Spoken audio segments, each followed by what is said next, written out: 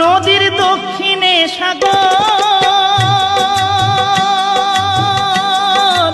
উত্তরেতে কিছু দূরে কলকাতা শহর, ভাইরে কলকাতা শহর।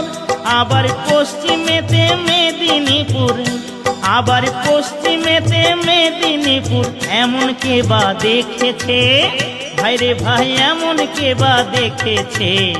ডায়মন্ড হারবার থানার নিচে যে নদী আছে, ডায়মন্ড হারবার থানার নিচে যে নদী আছে।